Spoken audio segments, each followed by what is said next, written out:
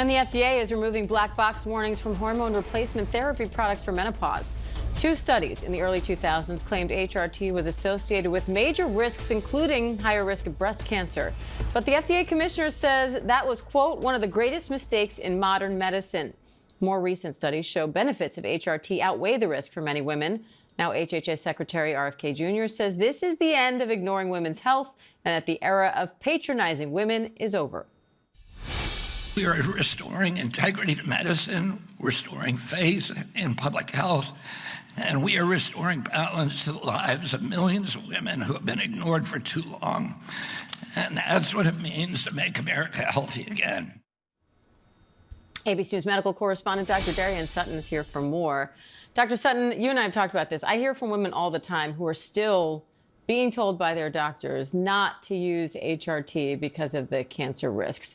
Why did it take so long to correct this? And how much of a difference can this warning change make? I think that this is making a huge difference already. In removing the black box warning, that's the most significant warning that the FDA can provide. And that means essentially that a medication, if it's used inappropriately, can bring severe risk and even death to a patient's life. Important to note here, a lot of this data, as you stated, is based off of studies from the early 2000s that associate the use of estrogen, especially when used with other hormones like progesterone, increase a woman's risk of outcomes such as heart attacks, strokes, blood cancer, and even certain breast cancers. But as time has gone on, Diane, and as we've reviewed more data and understanding also how these medications can be used in a variety of different ways, new information and expert review looks back at that old data and says, hey, that's likely overemphasized and discourage estimated millions of women from not getting medications that can provide a meaningful improvement in their quality of life.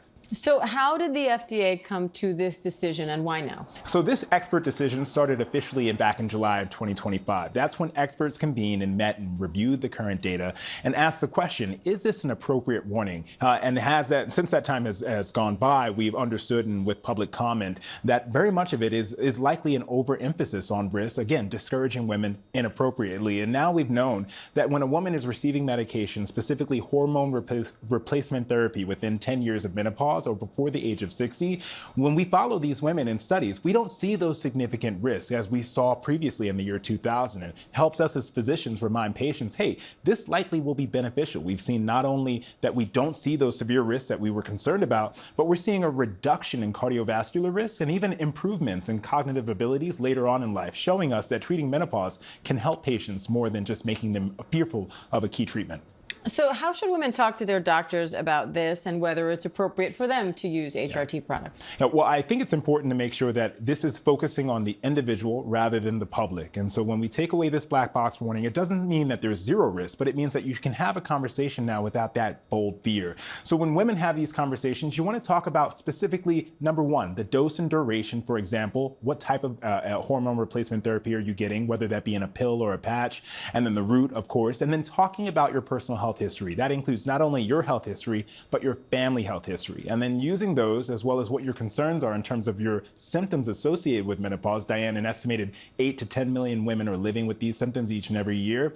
Talking about those symptoms that are most important to you and making a decision that is based off of your personal desires. I think that is key here. All right, ABC News medical correspondent Dr. Darian Sutton, thank you. Of course.